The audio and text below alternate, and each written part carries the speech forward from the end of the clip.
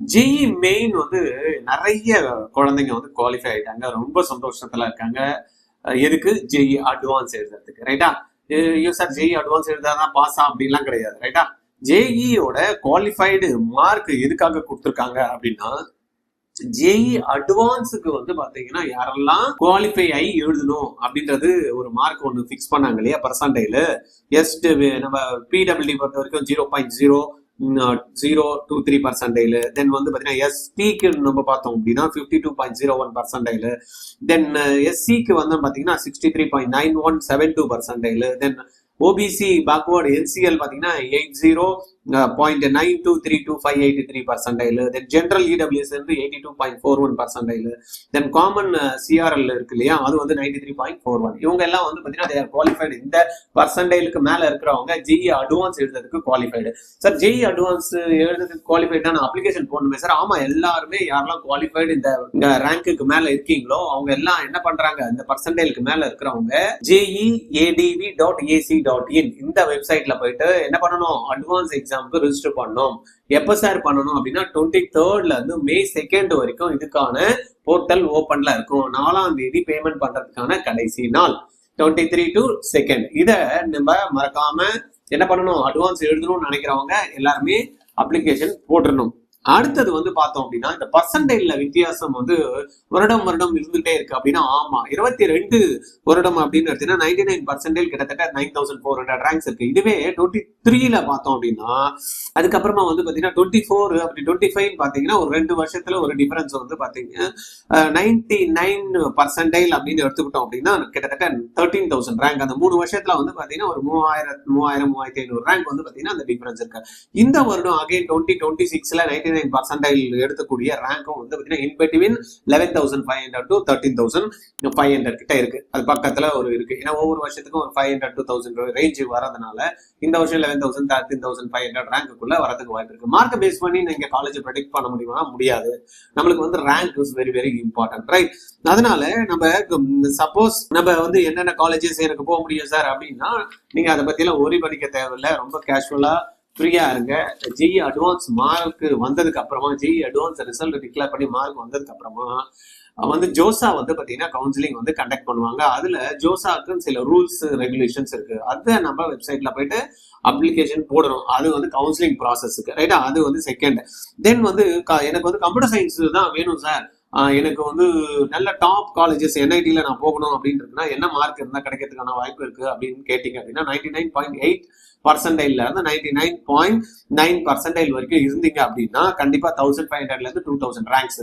Percentile only not என்னது முக்கியம், ஏன்னா ரேங்க் தான் முக்கியம். ஏன்னா எவ்வளவு சீட்ஸ் இருக்குன்றத பேஸ் பண்ணி தான் நம்மளுக்கு வந்து பாத்தீங்கன்னா அட்மிஷன்ஸ் தவிர ஒரே பர்சன்டைல்ல நிறைய பேர் இருப்பாங்க. அந்த ரேங்க் வந்து ரொம்ப முக்கியம். அப்ப எந்த ரேங்குக்குள்ள இருந்தா கம்ப்யூட்டர் சயின்ஸ் நம்மளுக்கு வந்து கிடைக்கிறதுக்கு வாய்ப்பு இருக்கு அப்படின்னு பாத்தீங்கன்னா 1500 to 2000 ரேங்க்ஸ்குள்ள இருந்தீங்க அப்படின்னா கண்டிப்பா என்ஐடி திருச்சியில வந்து உங்களுக்கு கிடைக்கும். என்ஐடி வாரங்கள்ல உங்களுக்கு வந்து 1800 to 2500 வரைக்கும் நம்மளுக்கு கிடைக்கிறதுக்கான வாய்ப்புகள் இருக்கு, ரைட்டா? டாப் என்ஐடி அப்படின்னு எடுத்துக்கிட்டோம் அப்படின்னா நம்ம அந்த இடத்துல நம்ம ட்ரீம் நிறைய பேர் வச்சிருப்பீங்க, நான் கம்ப்யூட்டர் சயின்ஸ் தான் போகணும்னு நினைச்சிருப்பீங்க. அதே போல அடுத்த லெவல்ல இருக்கிற கோர் அப்படின்னு போறப்ப டாப் என்ஐடிஸ் போனாதான் உண்டு. ஏன்னா நம்மளுக்கு சப்போஸ் ஸ்கோர் இல்லாத குரூப் இருக்கு, நான் வந்து கம்ப்யூட்டர் சயின்ஸ் ஐடி ரிலேட்டட்லாம் போகணும் அப்படின்னா ஜாப்ஸ் பொறுத்த வரைக்கும் எல்லா என்ஐடிலுமே வந்து பாத்தீங்கன்னா ஐடி ரிலேட்டட் வந்து ஜாப்ஸ் கிடைக்கும். அதனால நீங்க டயர் 1 டயர் 2ல போகிறப்ப நீங்க கம்ப்யூட்டர் சயின்ஸ் அங்க கூட எடுத்துக்கலாம். கோரா போகிறப்ப டாப் காலேஜஸ் நீங்க எடுத்தாதான் நம்மளுக்கு நல்லா இருக்கும். அதை நீங்க கொஞ்சம் பார்த்துக்கிட்டு தான் பிளான் பண்ணணும், ரைட்டா? சப்போஸ் என்ஐடியில நம்ம வந்து ஒரு டாப் என்ஐடியில போனீங்கன்னா மெக்கானிக்கல் எடுக்கலாமா, தாராளமா வந்து எடுக்கலாம். ஏன்னா லிமிட்டட் கோர் ஆப்பர்ச்சுனிட்டிஸ் தான் வந்து பாத்தீங்கன்னா இருக்குன்றதுனால என்ஐடிஸ்ல நீங்க கோரா போய் மெக்கானிக்கல் எடுக்கிறப்ப டாப் என்ஐடிஸ்ல எடுக்கிறது தான் நல்லது, ரைட்? அதே போல மிட் ரேஞ்சில் இருக்கிறது வந்து பாத்தீங்கன்னா என்ஐடில சிஎஸ்சி எடுக்கணும்னு தாராளமா எடுக்கலாம், தப்பு கிடையாது. அதே போல ட்ரிபிள் ஐடி எடுக்கணும் அப்படின்னா என்ஐடில வந்து சிஎஸ்சி கிடைக்கல, வேற எதாவது கிடைக்குது. ஆனா ட்ரிபிள் ஐடில சிஎஸ்சி கிடைக்கல, கண்டிப்பா நீங்க ட்ரிபிள் ஐடி சிஎஸ்சியை நீங்க கண்டிப்பா எடுத்துக்கலாம், ரைட்டா? சாஃப்ட்வேர் கேரியர் வந்து பாத்தீங்கன்னா இன்னைக்கு எல்லா இடத்துலயுமே வந்து நல்லா தான் இருக்கு. சூஸ் சிஎஸ்சி ஐடி எல்லாம் வந்து பாத்தீங்கன்னா சாஃப்ட்வேர் கேரியர் நம்ம போகணும் அப்படின்றப்ப நம்மளுக்கு கண்டிப்பா நல்ல இன்ட்ரெஸ்டடா நிறைய ஆப்பர்ச்சுனிட்டி கொடுக்கக்கூடிய ஒரு கோர்ஸா இருக்கு. கோர் இன்ட்ரெஸ்டட் அப்படின்றப்ப நம்ம ஏற்கனவே சொன்ன மாதிரி டாப் என்ஐடி தான் நீங்க வந்து போகணும், ரைட்? நீங்க இதெல்லாம் வந்து பிளான் பண்றப்ப ஜோசா கவுன்சிலிங் வரப்ப கரெக்டா உங்களுக்கு என்ன பண்ணணும் அப்படின்னா ட்ரீம் காலேஜ் என்னன்றதை ஃபைண்ட் அவுட் பண்ணுங்க. அந்த ட்ரீம் காலேஜஸ்ல ட்ரீம் பிரான்ச் இருக்கான்னு பாருங்க. ஒரு ஃபர்ஸ்ட் ஆப்பர்ச்சுனிட்டி. ரெண்டாவது ட்ரீம் காலேஜ், தென் வந்து பாத்தீங்கன்னா உங்களுக்கு சேஃப் பிரான்ச்சஸ் இருக்கான்னு பார்க்கணும். ஃபர்ஸ்ட் வந்து என்ன பார்க்கணும், ட்ரீம் காலேஜ் ட்ரீம் பிரான்ச். ரெண்டாவது ட்ரீம் காலேஜ் அதுல நல்ல சேஃப் பிரான்ச்சா ஏதோ ஒண்ணு போட்டு எடுத்துடக்கூடாது, ரைட்டா. அடுத்தது மூணாவது வந்து safe college, then again dream branch. நல்ல இந்த காலேஜ் ஓகேப்பா எனக்கு, இதுல போனா ட்ரீம் என்னுடைய பிரான்ச் கிடைக்கிறதுக்கு வாய்ப்பு இருக்கு. அடுத்தது வந்து பாத்தீங்கன்னா safe college and safe branch. இந்த 4 ஸ்டெப்பையும் நீங்க கொஞ்சம் பார்த்துட்டு கரெக்டா அதுக்கேற்ற மாதிரி ஃபாலோ பண்ணி என்ன பண்ணணும், காலேஜஸ் வந்து சூஸ் பண்ணணும் ஜோசா கவுன்சிலிங். அப்ப அந்த ஃப்ளோட் ஆப்ஷன், ஃப்ரீஸ் ஆப்ஷன்லாம் வரும், அதெல்லாம் பார்த்துட்டு எடுத்தது ஃபர்ஸ்ட்லயே உங்களுக்கு ஆப்ஷன் வந்து என்ன பண்ணக்கூடாது, ஃப்ரீஸ் பண்ணக்கூடாது. அட்லீஸ்ட் 1, 2, 3 ஆப்ஷன் வரைக்கும் என்ன பண்ணணும், ஆப்ஷனை வந்து ஃப்ளோட்ல வச்சுக்கணும். 4வது 5வது ஆப்ஷன்ல வந்து பாத்தீங்கன்னா அப்கிரேட் விண்டோ இருக்கும், நம்ம அதுல பண்ணிட்டு அதுக்கப்புறமா ரவுண்ட் 5ல வந்து நம்ம ஃப்ரீஸ் பண்ணிக்கலாம். எடுத்ததுமே பண்ணிட்டீங்கன்னு வச்சுக்கோங்க, உங்களுக்கு நல்ல ஆப்பர்ச்சுனிட்டிக்கு வேற காலேஜ் கிடைக்கிறதுக்கு இருக்கும் அப்படின்னா நீங்க ஃப்ரீஸ் கொடுத்துட்டீங்கன்னா அதுக்கப்புறமா நம்ம எதுவுமே சீட்டை எடுக்க முடியாது. ஃபர்ஸ்ட் ஃப்ரீஸ் கொடுத்துட்டீங்கன்னா அவள் தான் கன்ஃபார்ம் அந்த சீட்டு நம்ம ஜாயின் பண்ணி தான் ஆகணும். அதனால அந்த மிஸ்டேக் நீங்க பண்ணக்கூடாது. இது சம்பந்தமா உங்களுக்கு ஜோசா கவுன்சிலிங் சம்பந்தமா உங்களுக்கு எதனா கைடன்ஸ் வேணும் அப்படின்னா ஆர்ஜிஆர்ல வந்து பாத்தீங்கன்னா பெய்ட் சர்வீஸ்ல நம்ம வந்து ஜோசா கவுன்சிலிங்க்கு சாய்ஸ் ஃபில் பண்ணி கொடுக்கறது, சாய்ஸ் லாக் பண்றது, இன்டர்சேஞ்ச் பண்றது, இந்த ஃப்ளோட் ஆப்ஷன் என்னன்றதை கற்றுக் கொடுக்கறது, ஃப்ரீஸ் எப்போ பண்ணணும் அப்படின்ட்டு சொல்றது, இது எல்லாத்தையும் ஆர்ஜிஆர் டீம் வந்து உங்களுக்கு நீங்க பார்த்துக்கணும். அதை பத்தி நீங்க கவலைப்பட தேவையில்லை, ரைட்டா. அதே போல ஹோம் கோட்டாவுக்கும் நம்ம ஆல் இண்டியா அதர் ஸ்டேட் கோட்டாக்கும் பாத்தீங்க அப்படின்னா டிஃபரன்ஸ் வந்து குறைஞ்சது வந்து 2000 to 3000 ரேங்க் வரைக்கும் கண்டிப்பா இருக்கும். உதாரணத்துக்கு நம்ம இப்ப என்ஐடி சூரத்கல் எடுத்துக்கிட்டீங்கன்னா அதர் ஸ்டேட் கோட்டால வந்து பாத்தீங்கன்னா 1500 ரேங்க் இருக்குன்னா ஸ்டேட் கோட்டால வந்து 4000 இருக்கு ரேங்க் இருக்கும். இதே என்ஐடில வந்து பாத்தீங்கன்னா ஒரு 1000 ரேங்க் அதர் ஸ்டேட் கிடைக்குதுன்னா இங்க 3000 ரேங்க் கிடைக்கிறதுக்கான வாய்ப்புகள் இருக்கும். அதே போல சூப்பர் நியூமரரி கோட்டால கேர்ள்ஸ்க்கு வந்து ஸ்பெஷலா வந்து பாத்தீங்கன்னா சீட்ஸ் வந்து ஆப்பர்ச்சுனிட்டி இருக்கு. ஒரு 98% பாய்ஸ் கிடைக்குதுன்னா 96% கேர்ள்ஸ் கிடைக்கிறதுக்கான ஆப்பர்ச்சுனிட்டி. இதெல்லாத்தையும் நம்ம கரெக்டா பார்த்து பிளான் பண்ணி எந்த ஒரு மிஸ்டேக்கும் இல்லாம பண்ணணும். ஏன்னா நிறைய வெரைட்டி ஆஃப் என்ன இருக்கும், கிட்டத்தட்ட 128 காலேஜஸ் வந்து ஜோசா கவுன்சிலிங்ல பார்ட்டிசிபேட் பண்ணுவாங்க. பிரான்ச்சஸ் எடுத்துக்கணும், எக்கச்சக்கமான பிரான்ச்சஸ் இருக்கும். எதை எடுக்கிறது, எதை பண்ணது, எதுன்னு தெரியாம ஏதோ ஒன்று போட்டு வச்சிருவோம், அப்புறமா அலாட் ஆயிடும். அதுவும் ஃப்ரீஸ் பண்ணி விட்டுட்டீங்கன்னா அப்புறம் மாற்ற முடியாம போயிடும். சரியா? இது சம்பந்தமா உங்களுக்கு ஏதாவது கிளாரிட்டி வேணும்னா எனக்கு எப்போ வேணாலும் நீங்க கால் பண்ணலாம். 9176552121.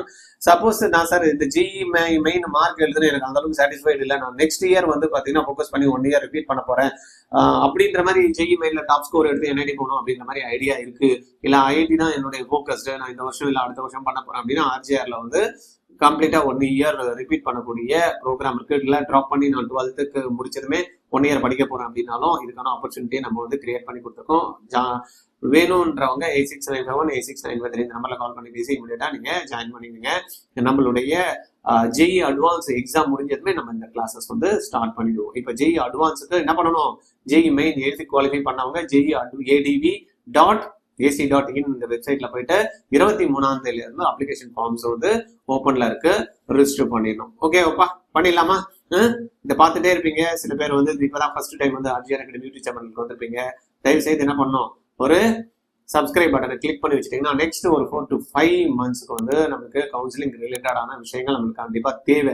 என்ன குரூப்ஸ் வேணும், என்ன காலேஜ் போகலாம், என்ஐடியில் என்ன குரூப்ஸ் இருக்கு, என்ஐடியில் எது பெஸ்ட், ட்ரிபிள் ஐடி என்ன இருக்கு, இந்த ட்ரிபிள் ஐடியில் எந்த குரூப் வந்து பார்த்தீங்கன்னா எடுத்தா நான் நல்லா இருக்கும், ஐஐடி வந்து பார்த்தீங்கன்னா இருக்கக்கூடிய ஐஐடிஸ்ல எது பெஸ்ட் ஐஐடி, அதில் எந்த குரூப் நம்ம போகலாம், இந்த மாதிரி எல்லாம் வந்து பார்த்தீங்கன்னா நம்மளுக்கு கிளாரிட்டி தேவை இருக்கும். இந்த கிளாரிட்டி எல்லாம் வந்து பார்த்தீங்கன்னா நம்மளுடைய வீடியோஸ்ல கொடுத்துருப்போம்.